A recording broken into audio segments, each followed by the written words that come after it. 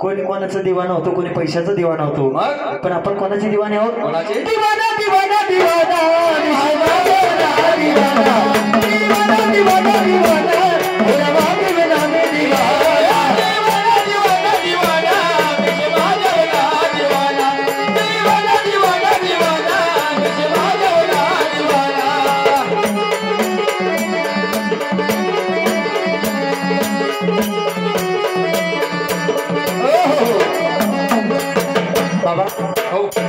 कोणाला कोणाची बॅकिंग असते, कोणाला कोणाची बॅकिंग असते.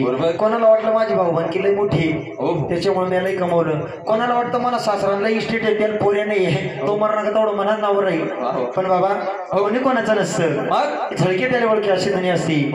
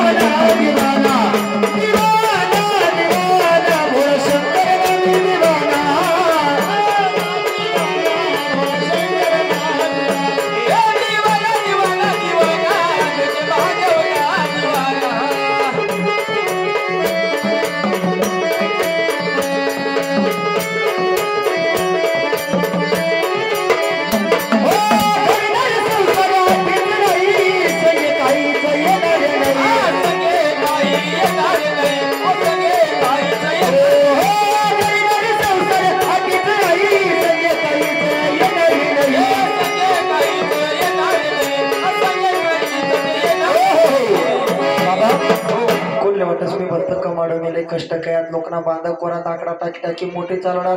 कधी दारू पिवायला गाऊ ना तो चिमणीना जमाना होता. 20 ने नोट देऊ 40 ने दारू पिऊन त्या दारूवाली बाईले सांगू चिमणी पोकेसन हाय मी 100 ने दे 40 ने पिन 80 वापस आलो. कोणाला वाटलं मला संसार केला, पण बाबा घरदार संसार अटीच राहील सगळी काहीच येणार नाही. बरोबर हाय जग सोडी जाताना बोलले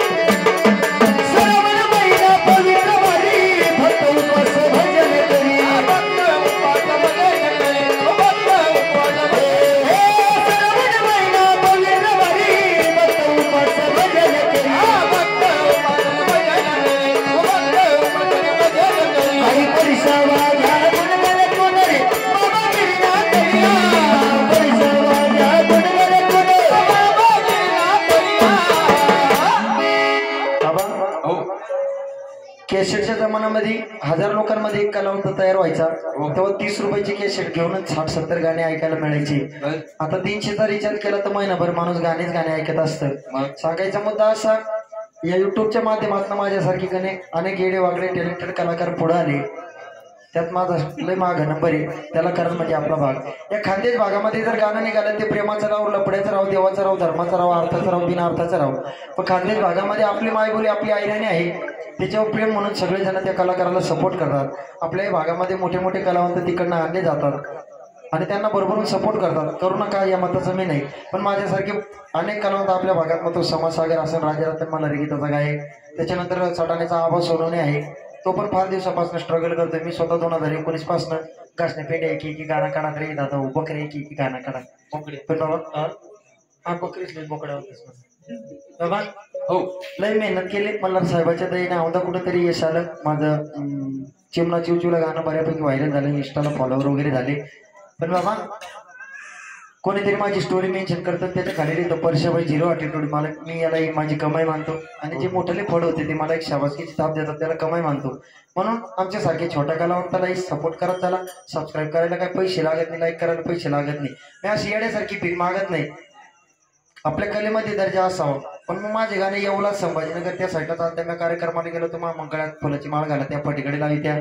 आपल्या भागाला सपोर्ट का करू नये, का करू नये एवढं तर काही आम्ही हे नाही. म्हणून आपलं कोणतरी काहीतरी करायला नाही की सपोर्ट करा.